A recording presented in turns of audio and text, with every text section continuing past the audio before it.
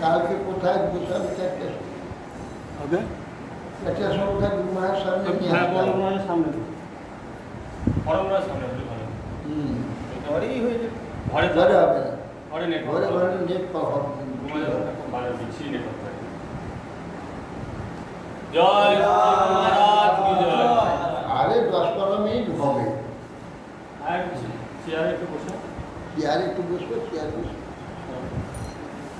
তাহলে কালকে বহু লোক সকলে বলবে হ্যাঁ আমার তো বেশি সময় না যাবে ওরা কী হবে কে বলেছে কথাটা ওরা ভক্তিলাল ঠাকুর ওখানে উৎসব হবে না আপনাকে কোনটা কে বলেছে ওই যে আমাকে একজন বলেছিল পুরুষোত্তম ব্রহ্মচারী না হ্যাঁ কী বলেছে সমস্ত মঠের আচার্যগণ নেটে হরিকথা হবে ভক্তিবিনোদ ঠাকুরের সম্বন্ধে কোনো লিঙ্কের বলা হবে আলাদা করে না পার্সোনালি নিজে নিজে কোথায় করবে লিঙ্কে হবে ওটা সবাই শুনতে পাবে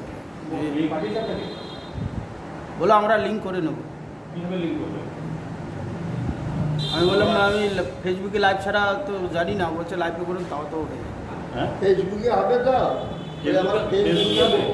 আমরা ফেসবুকে বক্তৃতা দিয়ে দেবো তোমার জমা করো ফেসবুকে বলবেন যতক্ষণ খুশি বলা যেতে পারে না টাইম দিয়েছে কতক্ষণ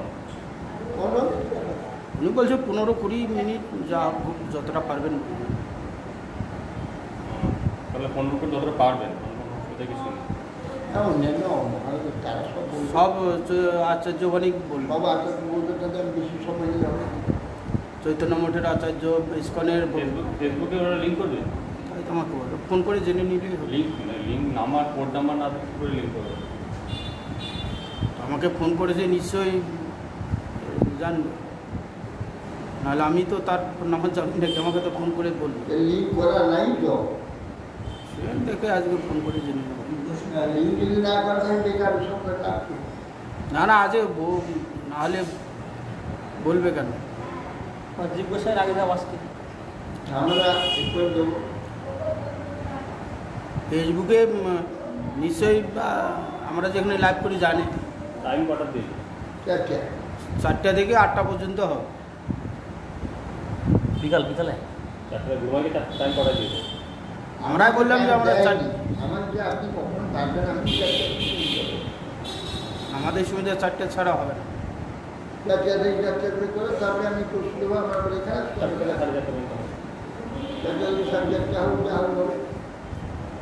তাহলে একদম পুরো সব তৈরি করবেন এই তাহলে মনে হবে এটা ভাত চলে গেল 8 ঘন্টার মধ্যে কিছু বলবো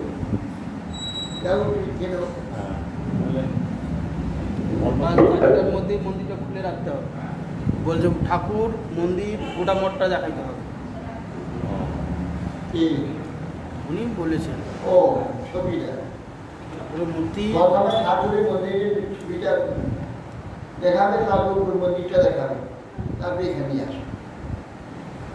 কালকে পুরো 4টের সময় আগে খুলে দেবো। আগে কালকে হবে নাকি?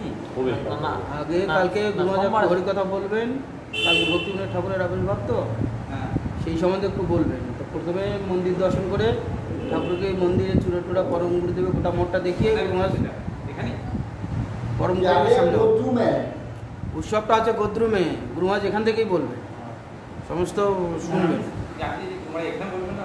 পরম গুরুদেবের বামন দেবের আবির্ভাব। আর জীব গোস্বামী আসতে আবার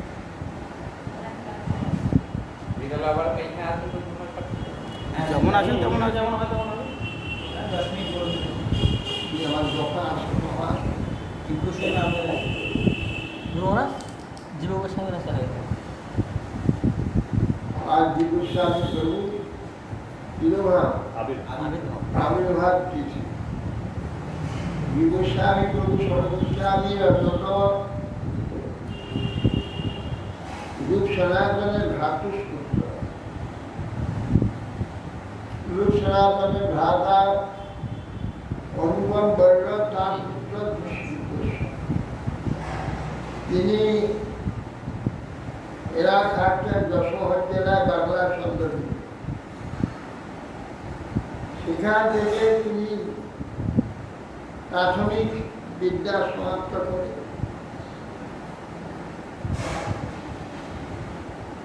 কাশীতে মধুসূদন সরস্বতী বিশাল পণ্ডিত বাঙালি ছিলেন, তার নিকট এসে জানেন যে আমি বেদান্ত পড়লাম। তার নিকটে তিনি বেদান্ত পড়েছিলেন।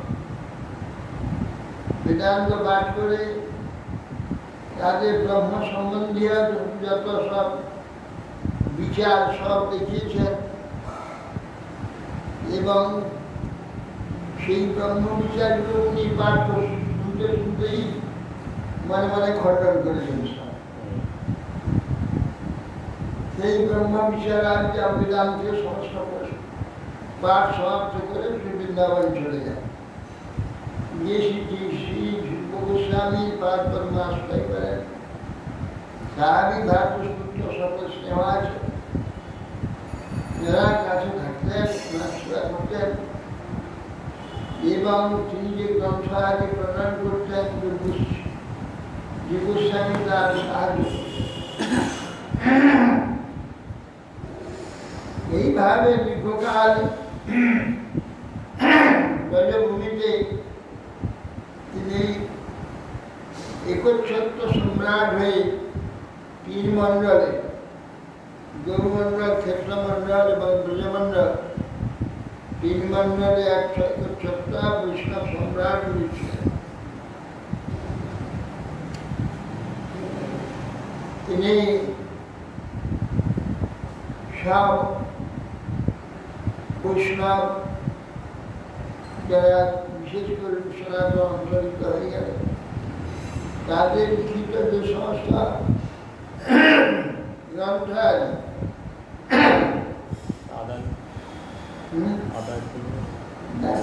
সেসব সংগ্রহ করে সব যত্ন করে রেখেছেন, সেগুলো জগতে প্রচার করবেন।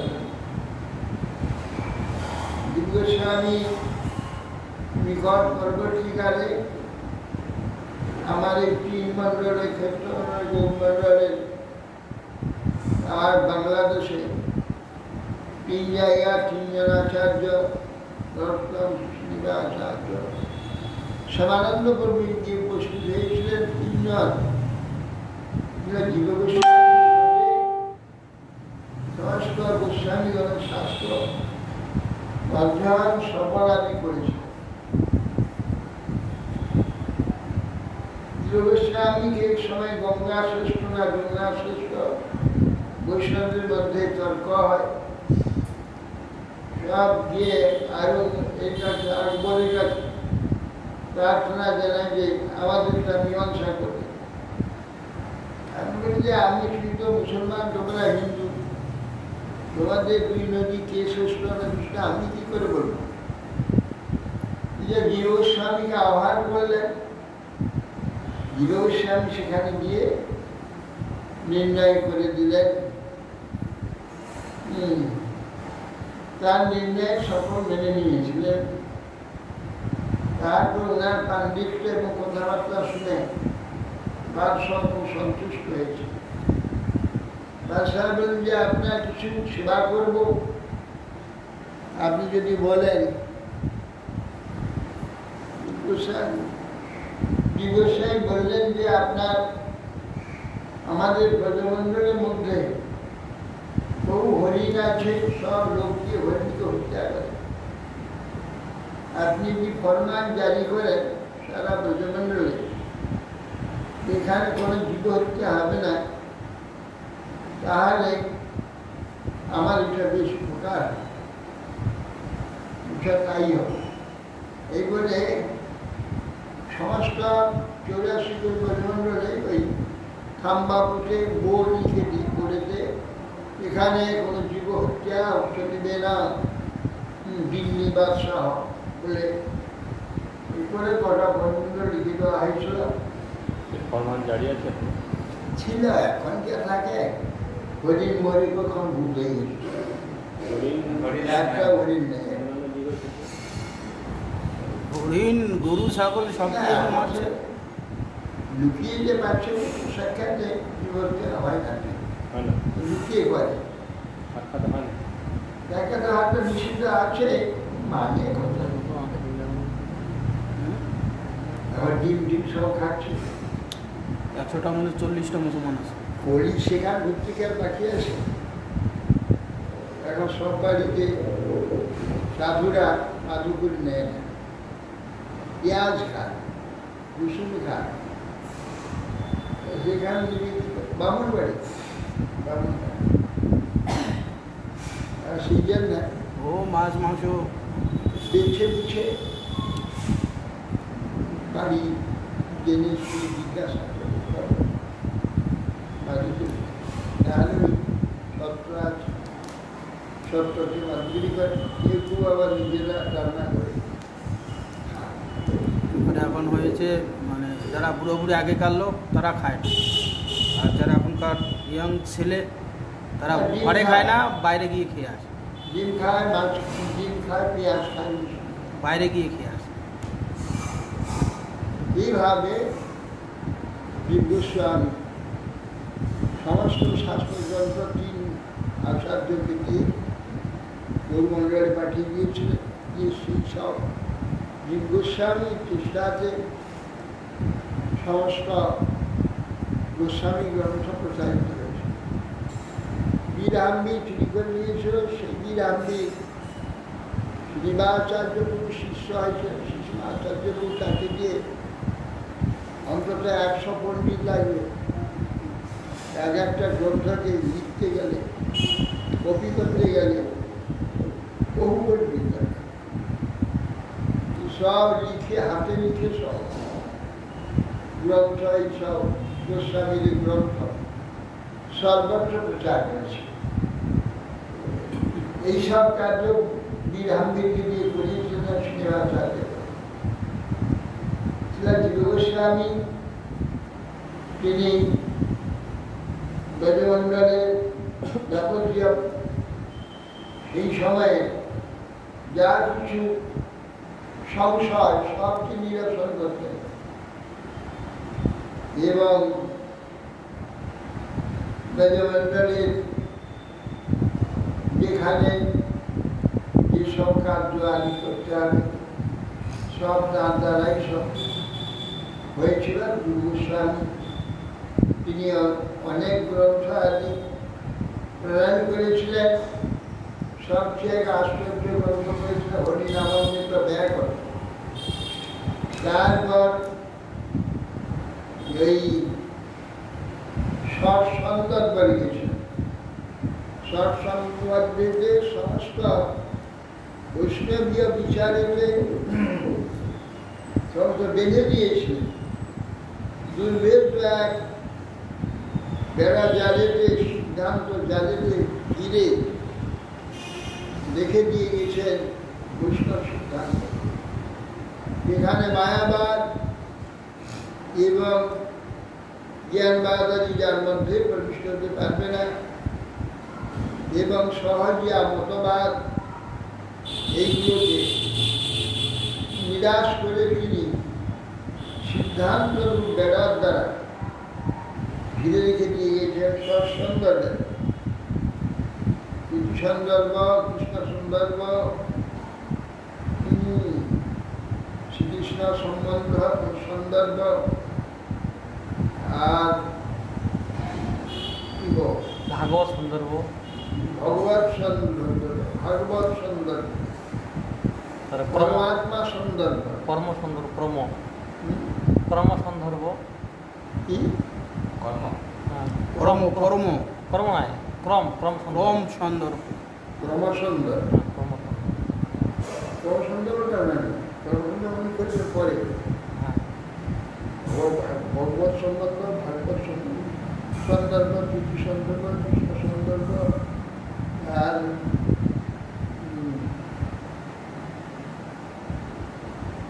ছটা সন্দর্ভ করেছে। সব সন্দর্ভ লিখেছেন তার মধ্যে হরিনামামৃত ব্যাকরণ, তার সূত্রগুলো সব ভগবত নামে সব সূত্র করেছে। সূত্র ব্যাখ্যা করে হরিকথা, কেউ হরিতত্ত্ব জানতে পারে। যেমন সর্বর্ণ এরা অবতারা, এরা সব অবতার। অবতার মানে এরা স্বতন্ত্র সদা কাজে আশ্রয় নেয় না, নিজেই নিজেই সব প্রকাশ। যেমন ক উচ্চারণ করতে গেলে সেটা অ নিতে হবে, তাহলে ক উচ্চারণ করে। কিন্তু অ, আ, ই, উ, ই, ই, এ, ওই, ও ইত্যাদি এগুলো সব স্বয়ং উচ্চারণ করে, কারো আশ্রয় নেয়। এই জন্য সরা সব প্রকাশ, অন্য কারোর দ্বারা এটা প্রকাশিত নয়।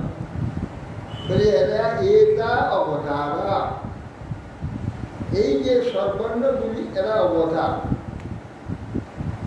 ভগবানের অবতার যারা স্বয়ং প্রকাশ, সব প্রকাশ, কারোর আশ্রয় গ্রহণ করে না, সেটা ঠিক সেই প্রকার সর্বর্ণ।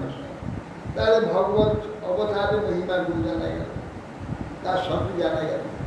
এরা প্রত্যেকটি সূত্রে এই প্রকার সব সিদ্ধান্ত দিয়ে ব্যাকরণ করেছে। এই জন্য হরিনামামৃত ব্যাকরণ একটা অদ্ভুত সৃষ্টি। অবশ্যই এটা বুদ্ধদেবকে দেখে লিখেছেন। বুদ্ধদেবের যত এক্সাম্পল সব ভাগবত, কৃষ্ণ, গোপী, এই সমস্ত এক্সাম্পল দিয়ে সমস্ত ব্যাকরণটাকে করেছে। ওইটা দেখেই তিনি এই হরিনামৃত ব্যাকরণটা সব ভগবানের নাম দিয়ে সূত্র হবে এবং ব্যাখ্যা হবে, তাই সুন্দর করেছে। হরিনামৃত ব্যাকরণ, সব সন্দর্ভ ইত্যাদি। পাণ্ডিত্য না থাকলে করা মুশকিল, বিরাট পাণ্ডিত্য পাণ্ডিত্য এইসব করেছেন। করে আমাদের সাম্প্রদায়িক যে ঐতিহ্যকে অতি সুন্দরভাবে সংরক্ষণ করে দিয়েছে সেই গোস্বামী প্রভু। তিনি আজ এই তিথিতে আবির্ভূত হয়েছে। আবির্ভূত হয়েছেন এই বাংলাদেশ বা বর্তমান বাংলাদেশের যশোহর জেলায়। সেখান থেকে সেই জীবন বৃন্দাবনে কাটিয়ে বৃন্দাবনে নিত্যলীলায় প্রবেশ করেছে। আজ তারই আবির্ভাব প্রার্থনা প্রসন্ন হোক, কিংবা দৃষ্টিপাত করি না। আমরা অতি অন্ধ, আমরা মূঢ়, আমরা তার মহিমা কিছু জানি না, আমাদের কোনো যোগ্যতাই নেই। তথাপি তার মহিমার কথা কিছু স্মরণ করে নিজেকে পবিত্র করবার জন্য আমরা চেষ্টা করি। হরে কৃষ্ণ। রীতি সন্দর্ভ, ভক্তি সন্দর্ভ। প্রীতি সন্দর্ভ, রীতি সন্দর্ভ, ভক্তি সন্দর্ভ, ভগবান সম্বন্ধ, কৃষ্ণ সন্দর্ভ, ভাগবত সম্বন্ধ, কৃষ্ণ সম্বন্ধ, পরমাত্মা সন্দর্ভ, পরমাত্মা সন্দর্ভ, তত্ত্ব সন্দর্ভ। তত্ত্ব সন্দর্ভ। এইগুলো ছটা। 6টা দিন। ছটা।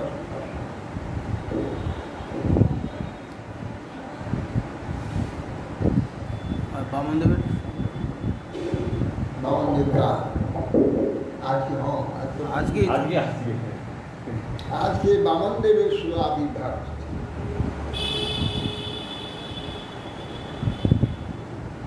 বামনদেব একদিন এই ঋষিরা তো সব তপস্বী, সিদ্ধ মহাত্মারা, শুদ্ধ যোগ সিদ্ধ পুরুষ, এরা সংসারী হয়ে গেছে। সাংসারিক বিষয়েরা কারবার করতে করতে এদের তপস্যা শক্তি নষ্ট হয়ে যায়। আবার এরা ছুটে তপস্যা করে। এমন সময় তপস্যায় চলে গিয়েছে, সেই সময় বলি মহারাজ স্বর্গ আক্রমণ করে স্বর্গ ছিনিয়ে নিয়েছে। সমস্ত দেবতাগণ মানুষের বেশে পৃথিবীতে ঘুরে বেড়াচ্ছে। করতে করতে একদিন তারা অদিতি আশ্রমে এসেছে। এসে বলছে, মা আমাদের দুর্দশা দেখুন, আমরা স্বর্গে থাকতে পারছি না। বলি আমাদের স্বর্গ নির্মিতা করুন, আমাদের কি হবে একটা উপায় আপনি করুন। তখন এদের দুঃখ দেখে অদিতি দেবী দুঃখিত হলে। এমন সময় কশ্যপ তিনি তপস্যা করে আশ্রমে সমস্ত আশ্রম বিষণ্ণ, উৎসব শূন্য। এই দেখেছে অদিতিকে আসন দিয়ে প্রণাম করে পদধৌত করে যা বিধান করে তার প্রশ্ন করছে, কি ব্যাপার তোমরা সকল সুখে আছো তো? আশ্রম কেন নিরানন্দ, কি হয়েছে? নিরানন্দ হওয়ার যে সব কারণগুলো একে একে সব বললেন। এ সময় তুমি কি অগ্নিহত্য করতে পারোনি? কি অতিথি এসেছিল ঠিক সময় তার সেবা আদি করনি? যাজক ব্রাহ্মণ এসেছিল, তাকে কিছু না পেয়ে সে বিমুখ হয়ে চলে গিয়েছে। ইত্যাদি যে কারণগুলো শান্তি জিজ্ঞাসা করে, ওই সব কিছু হয়নি, সব ঠিক আছে। আপনার বলে এবং আপনার কৃপাতে আশ্রমের কোনো অসুবিধা হয়নি, আশ্রমের কোনো অঙ্গ হয়নি, আমাদের সব আছে। কিন্তু একটি বিষয় আমার দুঃখ শান্তি, যে আমার পুত্রগণ অসুরের অত্যাচারে স্বর্গ ত্যাগ করে তারা পৃথিবীতে মনুষ্য বেশে ঘুরে বেড়াচ্ছে। তাদের একটা ব্যবস্থা আপনি করেন, যাতে আমার পুত্ররা পুনরায় আবার স্বর্গাধিকার প্রাপ্ত হয় সেই বিষয়ে।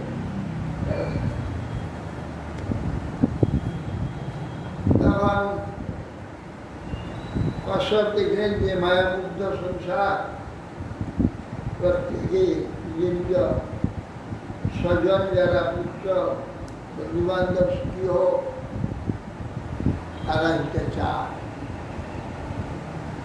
ঠিক আছে, তুমি পয়ব্রত করো, দুগ্ধপান ব্রত দ্বাদশ দিন করতে হবে। অমাবস্যার পরের দিন প্রতিপদ থেকে শুরু করতে হবে। নদীতে গিয়ে স্নান করে প্রথমে মাটি সর্বাঙ্গে মাপতে হবে, মেখে পুনরায় আবার স্নান করে পৃথিবী স্তব করতে হবে, ভগবান স্তব করতে হবে, গঙ্গা স্তব করতে হবে। আর 12 দিন এই নিয়মে তো থাকতে হবে। মিথ্যা কথা বলা যাবে না, সত্য কথা বলতে হবে, কাউকে করবে না, উচ্ছিষ্ট আসতে নিদ্রা যাবে না, অধৈর্য অবস্থা নিদ্রা যাবে না, কত ধৈর্য করে নিতে যাবে, সন্ধ্যার সময় অলঙ্কৃত না হয়ে বাইরে বেরোবে না। এইসব কতগুলি নিয়ম বলে, এইসব নিয়মগুলো বিতর্ক পালন হলে তোমার ব্রততে ভগবান প্রসন্ন হবে। দুর্গবান ক্ষীর প্রত্যেক দিন ভগবানকে ভোগ দেবে, ব্রাহ্মণ ভোজন করাবে। এইসব নিয়মগুলি সব বলে দিলেন। অদিতি যত্ন সহকারে এই নিয়ম 12 দিন পালন করবে। 12 দিন এই নিয়ম পালন করার পর ভগবান দর্শন দেবে। দর্শন দিয়ে বলছি, দেবী আপনার তপস্যা ব্রতে যে আমি প্রসন্ন, আপনার কি বলছে, আপনার ইচ্ছা যে অসুরের পত্নীগণ তারা রন্ধন করুক, অসুররা সোনার হোক, স্বর্গ নিষ্কণ্টক হোক, এইটা আপনি চান। কিন্তু দেবী এখন সে উপায় নেই, কারণ এখন আমি আমার বিরুদ্ধে যেতে পারি না, সব বিরোধ হয়ে যাবে। এখন কাল ভয়ানক রজস্বল তমগুণ পদ্ধতিতে এই সময় অসুরের কাল, এ সময় যুদ্ধ করে ওদের পরাজিত করা যাবে। আবার আপনি যে আমাকে পূজা করেছেন, আমার ব্রত করেছেন, সেবা করেছেন, আমার সেবা যে করবে সেটা ব্যর্থ কখনো হয়। এই জগতে সব কার্য ব্যর্থতা হতে পারে, কিন্তু ভগবত সেবা, ভগবত ভজন, ভগবত আরাধনা কখনো ব্যর্থ হয়। যে যতটুকু করবে সেইটুকু তার জন্য তোলা থাকে। যে যদি মরে আবার গরু ছাগল ভেড়ার জন্ম হয়, আবার যখন মনুষ্য জন্ম হবে, ওইখান থেকে আবার আরম্ভ হবে তার গতি। ভগবত সেবা যে করবে, যতটুকু করবে, কখনো নষ্ট হবে। সে দুর্ভাগ্যবশত নিকৃষ্ট নিতে যায়, যতদিনে আবার মনুষ্য জন্ম হবে আবার এই ফলটা সেখানে পাবে। অতএব সেই জন্যে ভগবত সেবা তুমি করেছ, আমার সেবা করেছ, এত তো ব্যর্থ যাবে না। তার দেবী দুটো কাজ মাগিয়ে করতে হবে। অসুরদের কাল যুদ্ধ করে তাদের হারানো যাবে না। তুমি আমার আরাধনা করেছ, তোমার আরাধনা ব্যর্থ হবে না। তাহলে আমাকে কার্য করতে হবে, তোমার পুত্র হয়ে জন্ম হয়ে যাবে। জন্ম হয়ে আমি ভিক্ষার দ্বারা ছলেতে স্বল্প ওষুধের কাছ থেকে নিয়ে তোমার পুত্র দিলাম। এই বলে ভগবান অন্তরিত হলেন, হয়ে কশ্যপের দ্বারা অদিতির শরীরে ভগবান আবির্ভূত হলেন। এই ভগবান বামন রূপে সর্বাকৃতি, যতটা যে প্রকার হওয়া উচিত সেরকম হয়। সর্বাকৃতি ভগবান ধারণ করে, বামন রূপ ধারণ করে। এটা হওয়ার কারণ কি? এটা সর্বাকৃতি হওয়ার কারণ ভগবানের, ভগবান সর্বশ্রেষ্ঠ, ভগবান সর্বারাধ্য, ভগবান সর্বশক্তিমান। ভগবান তার মতো অহংকারী বিশ্বে আর কেউ হতে পারে, তার উপরে কেউ অহংকার হতে পারে। সর্ববিষয়ে তার যা ইচ্ছা করবে তাই করতে পারে। এই ভগবান আর অনুগত হয়ে ভিখারি হয়ে ভিক্ষা মাগতে যাবে। ভগবানের এই সেই জন্য তিনি বামন। বামন ভগবান যেটা হয় না ঋষিতে না, সেইটা করতে হয়েছে। সেই জন্য ভগবান খড়বাকৃতি যেরকম আকার হওয়া উচিত, তার যে স্বরূপ এই জন্য বামন আকৃতি হয়ে আর একটা জন্ম হলে আর একটা ব্যাখ্যা দেন না যে মৎস্য কর্ম বরাহ সেটা আলাদা। এটা যে স্পেশালি ভগবানের ভাব একটা একটা নির্দিষ্ট ভাবে তিনি এটা করছেন, দারুণ ভাব। তারপরে তিনি সেই রূপে তারপর তার জ্ঞান কর্মাদি সংস্কার কসব এবং ঋষিগণ সব করলেন।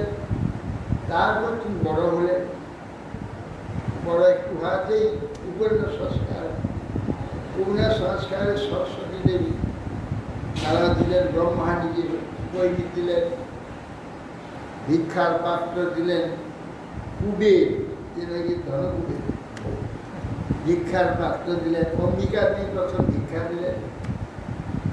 এইরকম তার জীবন সংস্কার হয়ে গেল। দণ্ডকমণ্ডল ছত্র পেলেন ব্রহ্মচারী। মালা যেন কিছুদিন পরে বিশ্বজিৎ যজ্ঞ আরম্ভ করলেন বলি মহারাজ। ওই কচ্ছের যেখানে ওই গুজরাটে নর্মদা সমুদ্র সঙ্গম হয়েছে, ওইখানে কাছার মতো স্থানটা, এই জন্য কচ্ছের নাম। কাছার মতো জায়গাটা, যেমন আমাদের দুই দিকে আমাদের ফাঁক থাকে, মাঝে কাছাটা থাকে, কাছা দুই দিকে থাকে, আর সেই রকম অবস্থা মাঝখানটা। হ্যাঁ, নর্মদা চলেছে, নর্মদা দুই দিক দিক আছে, মাঝখানে দ্বীপ আছে। হ্যাঁ, দুই ধার দ্বীপ। এই জন্য কচ্ছের কাছার, এই জন্য কচ্ছ উপসার করতাম, কচ্ছ ওইখানে ভৃগু কচ্ছ না, ভৃগু কচ্ছ সঙ্গে ওইখানেতেই যজ্ঞটা আরম্ভ করেছে। তো শুনতে পেলেন বামদেব যে বলি মহারাজ যজ্ঞ করছে। এইটা শুনে বামদেব তিনি এসে উপস্থিত হলেন। এক জ্যোতির্ময় ব্রহ্মচারী আসছে দেখে, সব ঋত্বিকগণ যজমান সকলেই একসঙ্গে উঠে দাঁড়ালেন, দাঁড়িয়ে তাকে স্বাগত করুন, সিংহাসন করে দিলেন বলি মহারাজ। দিয়ে তার সেবা করার পর বলছে, আমার মনে হচ্ছে আপনি ব্রহ্মচারী দেখি মনে হচ্ছে, নিশ্চয়ই কিছু ভিক্ষার জন্য এসেছেন। ব্রহ্মচারী তো উনি আসবেন না, বেড়াতে আসবেন না। আমার যজ্ঞেতে আপনার নিমন্ত্রণ নেই, আমি নিমন্ত্রণ করি, স্বেচ্ছায় এসেছেন আপনি ব্রহ্মচারী, আপনার কিছু ভিক্ষা নিশ্চয় আছে। তা আমি বলছি, হ্যাঁ ঠিক, কোথায় রয়েছে, আমি তো ভিক্ষা করতে এসেছি। কি ভিক্ষা আপনার? না, আমার 3টি পায়ের জায়গা, 3বার আমি পদক্ষেপ করব, 3 পদক্ষেপের জায়গা আমাকে দিতে হবে। 3 পদক্ষেপ, কৃপার ভূমি, 3টি পায়ের ভূমি, 3 ক্রম আমাকে দিতে হবে। কেমন ভিক্ষা? আপনি ব্রহ্মচারী, ভিক্ষা করলেন একটা উত্তম কন্যা, তার বিবাহ করে দেব, উত্তম গৃহ, মৃত্যু পর্যন্ত সারা জীবন সুখে আপনার জীবন চলে যাবে, এই প্রকার সম্পদ, গ্রাম ইত্যাদি সব চেয়ে যাতে আর কোনোদিন ভিক্ষা না করতে হয়। বললেন আমি ব্রহ্মচারী, যতটুকু আমার প্রয়োজন আছে তার বেশি নিলে আমার ব্রহ্মচারী নষ্ট হয়ে যাবে। অতএব ব্রহ্মচারী যেটুকু প্রয়োজন সেইটুকু হবে, তার বেশি নেবেন। তার বেশি নেওয়ার যদি লোভ হয় তাহলে তার তেজ নষ্ট হবে, লোকে তার প্রভাব থাকে না। যে যত বেশি সংক্ষেপে জীবনযাপন করবে, যত বেশি বৈরাগ্য সম্পন্ন হবে, তত তার তেজ প্রভাব, তত লোক তাকে শ্রদ্ধা করে, তার কাছে লোকই অবনত। আর কাঙালি যারা হ্যাঁ হ্যাঁ করে কেবল পিছন পিছন ঘুরে, তাদের কেউ সম্মান করবে না, তার কোনো প্রভাব প্রতিপত্তি। মাঝে বলছেন ব্রহ্মচারী আবার যে কন্যা কন্যা কন্যা তাহলে কন্যা নিতে পারে গাঢ় জীবন পাবে না, ব্রহ্মচারী ক্ষতিগ্রস্ত হবে, এই জন্য কন্যা দিচ্ছে, এই জন্য কন্যা দিচ্ছে। সেই ব্যাপার তখন বলছেন যে এসব আমার যতটুকু প্রয়োজন সেইটুকু নেব, এর বেশি নেব না। হ্যাঁ, আমাকে সেইটুকু দান করবে। তখন শুক্রাচার্য দেখলেন বিয়ে তো তিনবার ভূমিতে গোটা বিশ্ব দিয়ে দেবে, কেন ত্রিভুবন তিন পায়ে নেবে, এক পায়ে পৃথিবী নেবে, দুই পায়ে দ্বিতীয় পায়ে স্বর্গ, আর তৃতীয় পায়ে হচ্ছে একবার সপ্তলোক। তখন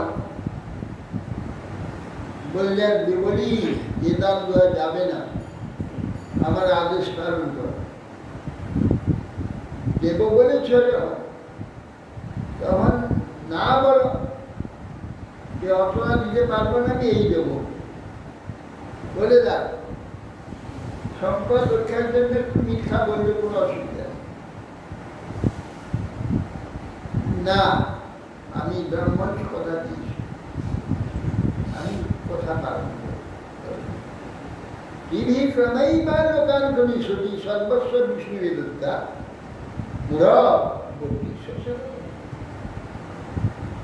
আরে তিন পায়ে ইমান লোকান কমিশনী, এর তিন পায়ে সমস্ত ত্রিভুবন নিয়ে নেবে, এক পায়ে পৃথিবী নেবে, শরীরে অন্তরীক্ষা নেবে, আর এক পায়ে স্বর্গ নেবে। বৎস তিন পায়ের জায়গা আর কোথায় দেবে? তখন বাক্য রক্ষা না হওয়ার জন্য নরকে যেতে হবে। বাঘ দিয়ে বাঘ রক্ষা যদি না করে তো নরকামি হয়। বাঘ দেওয়া মানে দিয়ে দেওয়া। এই জন্যে আগে যে বাঘ দত্তাপন্যে আছে, বাঘ দত্তাপন্যে যদি বাঘ দিয়ে দেয় যে তোমার ছেলেকে আমার মেয়ে বিবাহ দেবো, তো হয়ে গেল, তাকে বিয়ে দিতে হবে, আনুষ্ঠানিক করে হবে, বাঘ দত্তা হয়ে গেল। হ্যাঁ হ্যাঁ, ওই মুখে বললেও হবে, দুজনে যদি বলে, একজন বলে কে মেনে নেয়, তাহলে বাঘ দত্তা হয়ে গেল। ওই জন্যে ওই মেয়েকে আর কাউকে বিবাহ দেওয়া যাবে না। আগে ছিল এই প্রকার বাঘ দত্ত, বাঘ দিয়ে দিয়েছে, দেওয়া হয়ে গেছে। তবু নিয়ম আছে শাস্ত্রে, না বলা যাবে তুমি দিও না, তোমার সর্বস্ব নিয়ে নেবে। সর্বস্ব বিষ্ণুবে দত্তা মুড়া বলছি সে কথা, সব যদি তুমি বিষ্ণুকে দিয়ে দাও, পুরো তুমি খাবে কি? তা বলছে সে আমার যা হবে, আমি ব্রাহ্মণকে বলেছি আমি দেব। তাহলে বলছে যে ঘটি নিয়ে জল নিয়ে ভিঙ্গার নিয়ে বললি আপনি জল দেন, তার ধার থেকে ঢুকলেন আর জল পড়ছে না, একদম খুঁজতে খুঁজে দেয়, এটা একটা চোখ গেল, শুক্রে যায়। চোখটা দিয়ে কি আটক এই করেছিল? জন্য শুক্রাচার্য যার কেন্দ্রে থাকবে একটা চোখে গোলমাল হবে। যাবে করা আমার একটা চোখ গোলমাল হয়ে গেছে, আমার কেন্দ্রে আছে শুক্রাচার্য, যাবে গোলমাল হবে। একটা যাবে করে থাকবে। এই জন্য শুক্র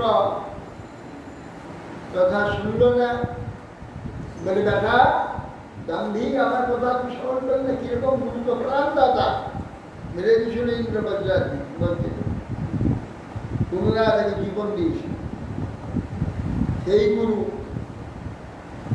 যা সি ভ্রষ্ট যা অভিসম্পাদ হয়ে গেল, সি জীবন দেখে নি। বললেন তাহলে জল দিলেন হাতে, যে আমি কৃপা ভূমি দান করলাম বলে যেই বলেছে সঙ্গে সঙ্গে বিরাট মুক্তি হয়ে যাবে। সেই বামনের যতটুকু দিয়ে দিয়েছে বাচ্চা বিক্রম মূর্তি। আর বলিকে দেখিয়ে দিলেন একটা চলে গোটা পৃথিবী ঢেকে গেল। এক স্থানে বসে দেখছে, ভগবান ইচ্ছে দেখিয়ে দেন, যে বৈকুণ্ঠে দেখিয়ে দেন, ব্রহ্মাণ্ড সব দেখিয়ে দেন। এইখানে বসে ব্রহ্মা সমস্ত ব্রহ্মাণ্ডের দ্বারকা দেখে দেন। এইখানে দেখলে এক পায়ে গোটা পৃথিবী নিয়ে যাবে। শরীরে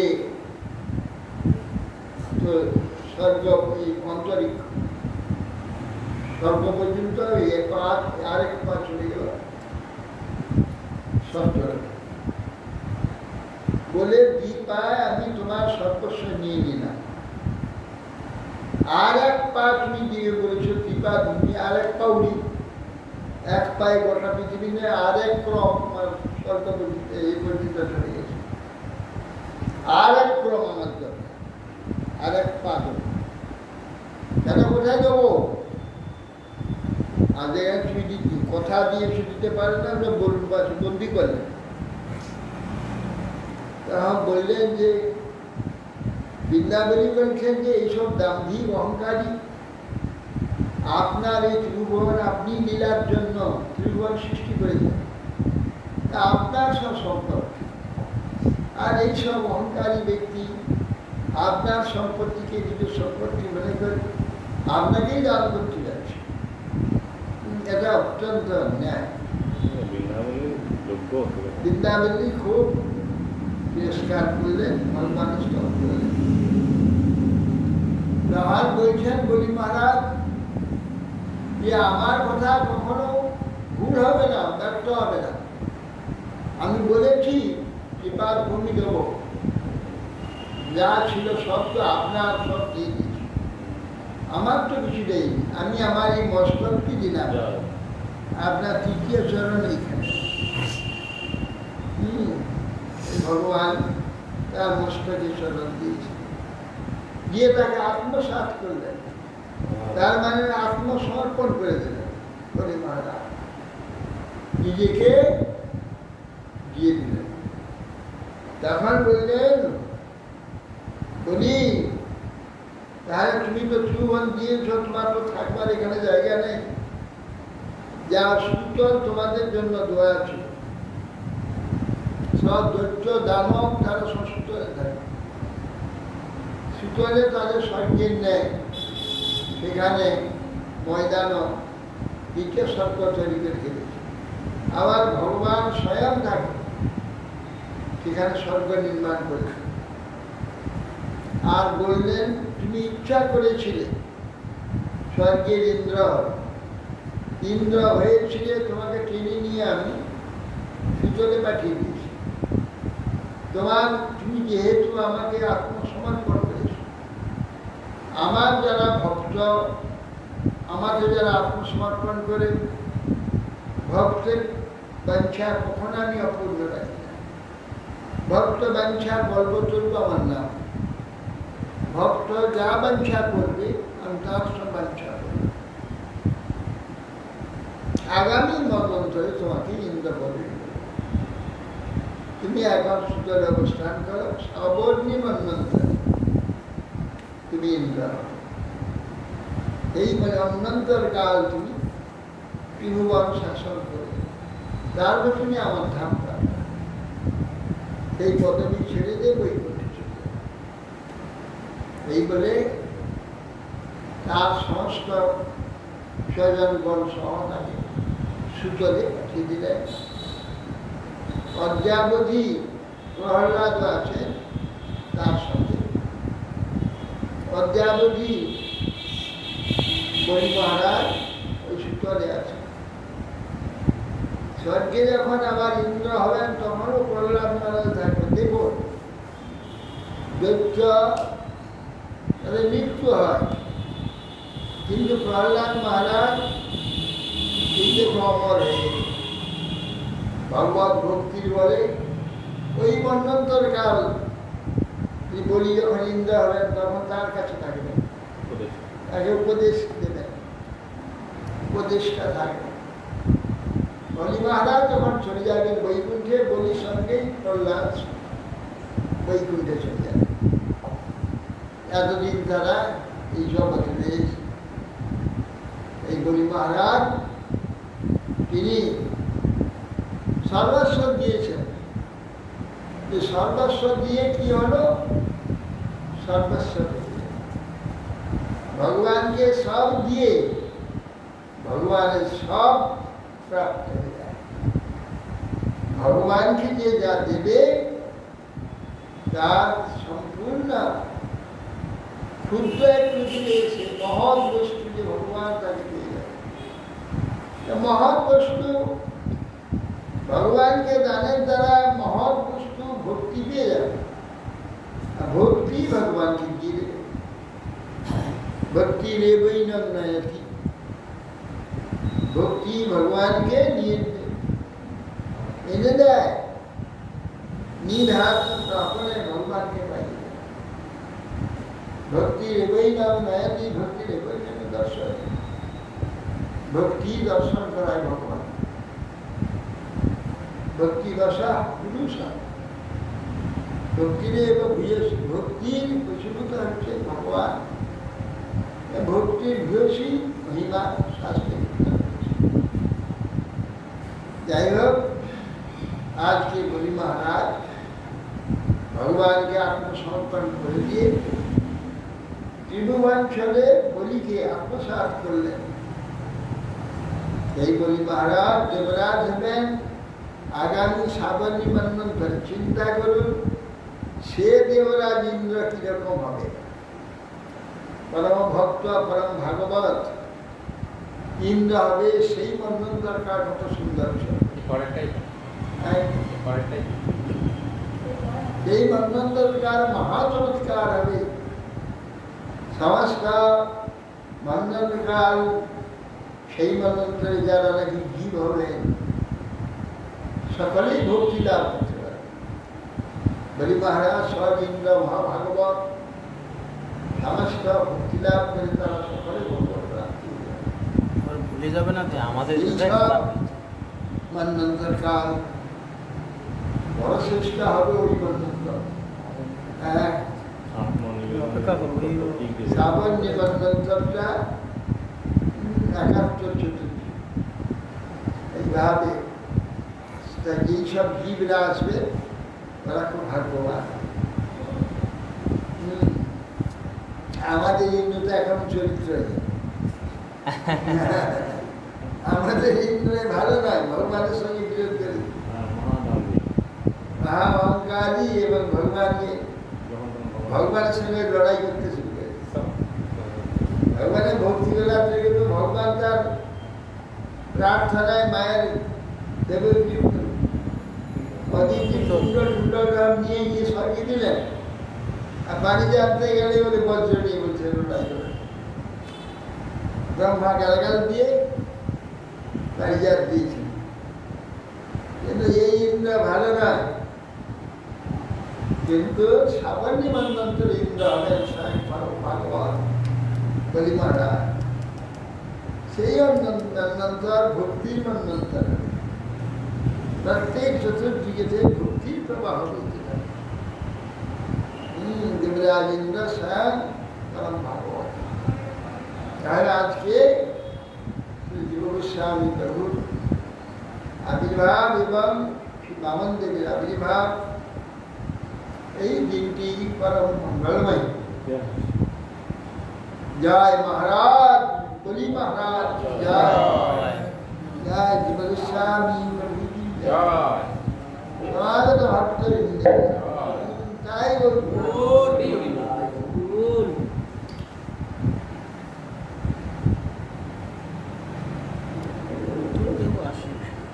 प्रयास अपहटे तस्मिन् दैत्यन्न परिसरिता जगार जन्मभोपाय निर्बंधेन युधिष्ठिर। नाम के सही बचे महाराज युधिष्ठिर दैत्यराज हिरण्यकशिपु प्रहलाद के बध करवार जन्य যত প্রকার প্রয়াস তিনি করেছিলেন, সর্ব প্রয়াস ব্যর্থতায় পর্যবেসিত হয়েছে। তিনি তখন অত্যন্ত উদ্বিগ্ন, নির্বন্ধ স্বর্গের প্রবন্ধের জন্য বিবিধ চেষ্টা শুরু করেন। দিগ্গজেন্দ্র দ্বন্দ্ব সুখৈর বিচার অপমাদনৈ মায়াবী সন্নিরোধৈ করদানেশ ভোজনৈ হিমিবায়ু অগ্নি সলিলৈ পর্বতাক্রমণৈরপি ন শশাক যদা ভঞ্জু অপাপ অসুর সুত চিন্তাগ্নি গতমান প্রাপ্তম তৎকর্ত নাব্যপত্ত। তিনি হস্তির পদতলে ফেলে দিলেন। হস্তিটাকে শুনে তুলে মাথায় নিয়ে বসিয়ে দেবেন। বলো না মহাসর্প সর্প একটা গর্তেতে বহু বিষধর সর্প রেখে তার মাঝটাকে ফেলে দিল। সর্পরা এসে তার মাথায় ছাতা হয়ে তাকে আড়াল করতে দেন, কেউ কামড়ায়নি। হ্যাঁ, দ্বন্দ্ব সুখই অভিচার, অভিচার অর্থাৎ তাকে মারবার জন্য একটা কীটটা তৈরি করে তাকে মারবার জন্য যজ্ঞ করা। সেই যজ্ঞ করলো, মানে কীটটা সৃষ্টি করলো। কীটটা বললেন যে কি করবো আমি, বধ করো। কীটটা অগ্নি নেই, আগুন, অগ্নিমুখ। এই মহা বেগে যাচ্ছে কে প্রহ্লাদকে মারতে। যেই প্রহ্লাদকে মারতে গেছে অগ্নি ভস্মীভূত হয়ে গেল, ছাই হয়ে পড়ে গেল। প্রহ্লাদ কিছু করতে পারবে, যেটা নষ্ট হয়ে গেল। অবকাশ নেই। বিচার পর্বত থেকে নিচে ফেলে দিল। যাহা পরে সেখানে গাদা, ফুলের গাদা, দেখে ফুলের উপরে পড়ে গেল। মায়াবর্তে একটা গর্ত করে তার মধ্যে ঢুকিয়ে দিয়ে চাপা দিয়ে দিল, নীরব করে রাখলো। কয়েকদিন, এই 1 মাস দেখে তার খুলে রেখেছে, বসে বসে ভগবানের নাম করছে। বিষ, তীব্র উগ্র বিষ তাকে খাইয়ে দিল। অমৃতের ন্যায় পিয়ে দিলেন, বিষ কিছুই কাজ করল না। খাইয়ে কারাগারের মধ্যে 1-2 মাস ফেলে রাখলো। কিন্তু কৃষ্ণ এসে তাই খাইয়ে দিয়ে যায়। কে জানবে কৃষ্ণ দেদার খাচ্ছে। কোনো একটা স্ত্রী মূর্তি ধরে নিয়েছে, পাত্রকে পায়েস নিয়েছে, ওঠে না, পায়েস খেয়ে দিয়ে কেউ দেখতে পাচ্ছে না। 2 মাস কারাগারে বেঁচেই আছে, তার মৃত্যু হয়নি, হলো না। একবারে বরফ জলেতে হাত পা বেঁধে ফেলে দিল, পড়ে রইল, তাতে জল গরম হয়ে গেল, সমস্ত জল গরম হয়ে গেল, গরম জলে দেওয়া হয়েছে। তারপরে বায়ুর মধ্যে ভয়ানক পর্বত, যেখানে আছে উঁচু পর্বত, যেখানে বরফ, সিংহ আছে, ওখানে যে ঝটিকা হয় না, তুষার ঝড়, তুষার ঝড়ের মধ্যে গেছে, কিছুই হলো না, এখানে মারতে পারলো না। বায়ু, হিমবায়ু, অগ্নি, আগুন প্রজ্বলিত করে সে আগুনেতে ফেলে দিল। আগুন আপনি ধীরে ধীরে দিলেন, নিভে গেল। আগুনেতে সেই হুলি হুলি পাথর বেঁধে জলেতে প্রস্তর বেঁধে জলে নিক্ষেপ করলো, সেই পাথর জলে ভাসতে লাগলো। হোলা নিয়ে বসেছিল তো, হ্যাঁ, প্রহ্লাদকে তার পিসিমা নিয়ে বসেছিল তো। ওসব বলে, ওটা কিন্তু শাস্ত্রে নেই। পাঁচটা নিক্ষেপ করলো, তারপরে এক কাজ করো, এক জায়গায় বসা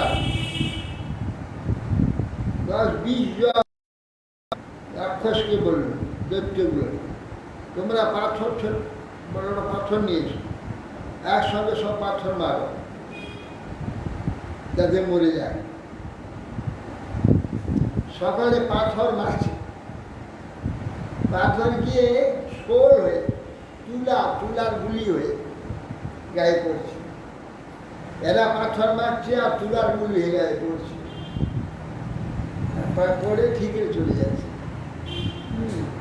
বড় বড় পাথর মারছে, ঠিকরে চলে যাচ্ছে, তুলা হয়ে যাচ্ছে, শোলা হয়ে যাচ্ছে। শোলা মারলে কি হয়, ঠিকরে চলে যাচ্ছে। শোলা মারছে, সেই ওরা যত পাথর মারছে শোলা হয়ে যাচ্ছে, কিছু হলো না। পর্বত থেকে নিচে ফেলে দিলে কিছু হলো না। যদা ন শশাক যদা বন্ধু অপার অসুরক্ষিত নিষ্পাপ, অসুরপুত্র বটে নিষ্পাপ। যত রকমের হত্যার ব্যবস্থা আছে, সব ব্যবস্থার চেষ্টা করেও যখন হত্যা করতে পারলেন না, অপাপ অসুরস্থ নিষ্পাপ পরম ভাগবত প্রহ্লাদকে যখন বধ করতে পারল না, চিন্তা দীর্ঘ তমাম প্রাপ্ত মহাচিন্তাগ্রস্ত হয়ে গেল। কি করব, চিন্তায় যখন বসে গেছে, তোমার রাস্তা খুঁজে পাচ্ছে না, কালে হাত দিয়ে বসে রয়েছে। এসবে বহ অসাধুক্ত বধপায়স্ত নির্মিতা দ্রোহী অসদ্ধর্মৈ মুক্ত সেনই গতি। এই বালক প্রহ্লাদ, আমি এর প্রতি যতই কটূক্তি বা খারাপ বাক্য বলছি, সুর দিয়ে বিভিন্ন চেষ্টা করছি, মারবার চেষ্টা করছি, এ বালক নিজের তেজে সব থেকে নিজেকে রক্ষা করছে, কিছুতেই একে মারছি না, সব বিষয়ে এই জয়ী হয়ে যাচ্ছে। বর্তমানে অভিযোগ এই বালক জড় ধীরে না বিস্মরতি অনার্য শুনেছে, এ আমার অতি নিকটে আছে। দেখো, নিশ্চিন্তে ভয়ে নির্ভয়ে বসে আছে, ভয়ও নাই, সংখ্যাও নাই, কিচ্ছু নাই, নির্ভয়ে বসে। এ কুকুরের লেজ কিনে সোজা করলে ছেড়ে দিলে আবার উঠিয়ে শুনো, সে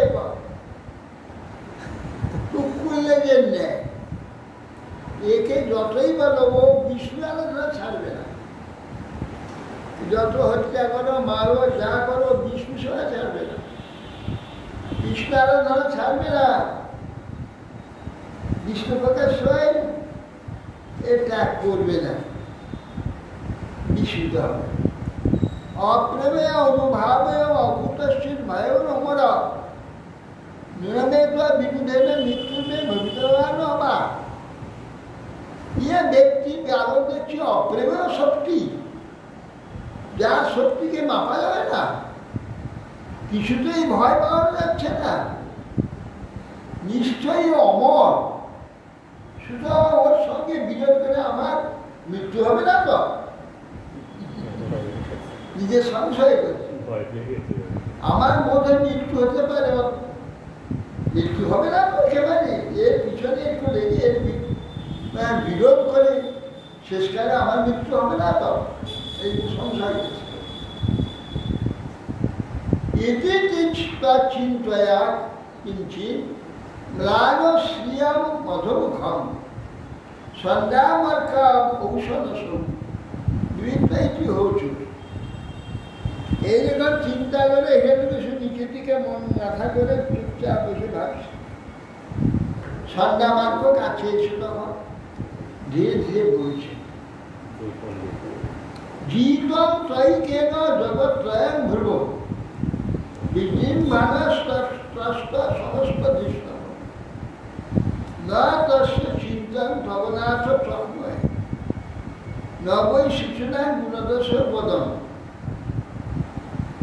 তখন বলছেন, আপনি যে ত্রিভুবন জয় করেছিলেন মহারাজ, কারো আশ্রয় নিয়েছিলেন, আপনাকে কোনো কেউ সাহায্য করেছিল, আপনি একলাই করেছিলেন, আপনি একলাই ত্রিভুবন জয় করেছেন। বিদ্যিম ভারতরত্ন ত্রস্ত সমস্ত দৃষ্ট ইন্দ্রচন্দ্র গরুর পাশ আপনার বিদ্যমান, আপনার দৃষ্টিপাত ভূভঙ্গিতে সকলে ভয়ে দেখবার সব ত্রস্ত হয়ে গেছে। না তস্য চিন্তা তবে না সবে এরা এই বালকের জন্য আপনার কোনো চিন্তা আছে বলে আমি মনে করি না। আপনি এত চিন্তিত হচ্ছেন কেন? নবৈ শিশু না গুণদোষ বলে। আর বালক শিশুর অনেক সময় জেদ থাকে, জেদি ছেলে, সে যেটা ধরবে কিছুতেই ছাড়বে। এ জেদ ধরেছে হরিনাম করে, এর জন্য চিন্তা করে লাভটা সেটা জানে হরিনাম করুক, তাতে আপনার কি ক্ষতি করবে? হ্যাঁ, তাতে আপনার কি অসুবিধা হবে? এই বালকের এই জেদকে ভাঙবার চেষ্টা না করাই ভালো। ওই জেদ ধরেছে, জেদ ছেড়ে দেন, তারপরে মূল্য শত দেখতে হবে না। ইমান তো পাশই বন্যাস্য বদ্ধা নিজেই ভিতরে পড়ায় যেত বুদ্ধিষ্ট পুরুষ বয়সার্থ সেবয়া যাদের গুণের ভাগ্য আগমেশ্বর। একে পাশবদ্ধ করে রেখে দেন, পাশে গরুর পাশ, চারদিকে জল, দেখে জলের মাঝখানে ওকে রেখে দেন, পালাতে না পারে।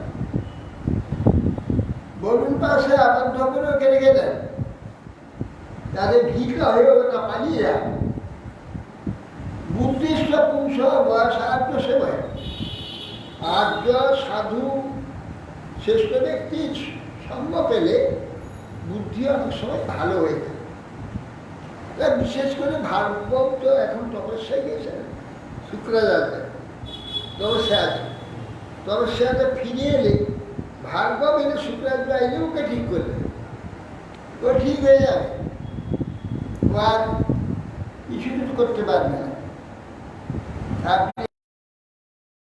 ততক্ষণ অপেক্ষা করুন, যতক্ষণ আমার পিতা শুক্রাচার্য তিনি তপস্যা থেকে না ফিরে আসেন, ততক্ষণ অপেক্ষা।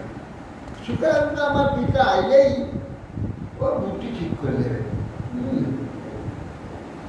যথেষ্ট গুরুপুত্র অনুজ্ঞান ইদম অব্রবী ধর্মহীন প্রতিষ্ঠব্য রাজনৈতিক জীবন। যাও, ঠিক আছে, তাই হোক। গৃহমেধি যে সমস্ত ধর্ম আছে আমাদের, সেই ধর্মকে উপদেশ করে নিয়ে যাবে। ধর্মার্থ কামঞ্চ নিতরাঞ্চ রূপবশ প্রহ্লাদায় চতুর আজন প্রসিদ্ধ অবদান, প্রসিদ্ধ অবনত। প্রহ্লাদকে যা বলবে তাই শুনবে, সে কখনো না বলবে। তখন তাকে ধর্ম অর্থ কাম মুখ্যের কথা শিক্ষার জন্য করতে লাগে। যথা শ্রীবদ্ধ গুরু অভির আত্মরূপ শিক্ষিত না সাধু মানে তোর শিক্ষার দ্বন্দ্ব উপরি। যখন ধর্ম অর্থ কামের কথা শিক্ষা দিচ্ছেন, সে শিক্ষাগুলি যেমন দিচ্ছেন তেমন নিচ্ছেন, কিন্তু এটাকে ভালো মনে করছেন না। কেন এরা নিজেরা দ্বন্দ্বরাম, অর্থাৎ শত্রু মিত্র ভেদাভেদ ভেদদর্শী, এদের অধ্যাপন আছে। কি কার্য হবে? হ্যাঁ, অতএব সেই জন্যে এদেরকে বিচারগুলো ভালো লাগে, বলছে ওটা পড়ছে কিন্তু ভালো লাগে। বেদাচার্য পরাবৃত প্রিয় মেঘ্য কর্ম বা সেই বালকেশ্বর সব করুণাকৃত করে। যখন তারা নিজ নিজ কাজে চলে গেল তখন ছেলেদের সব ডেকে আনলেন প্রহ্লাদ, বয়স সঙ্গে সব ডেকে এনে বললে আমার কথা শোনো। রাজপুত্র তো সকলে ওনাকে মানত, প্রহ্লাদকে প্রত্যেকটি বালক মানত। দেশের সামনে বসে প্রহ্লাদকে দৃষ্টি রেখে হৃদয়ের দিকে চুপ করে বসে শুনছে। অথতাং সুরক্ষয়া বাসা পত্রা ইহ মহাবুধ উবাচ বিদ্যান সন্নিষ্ঠান কৃপয়া প্রহসন।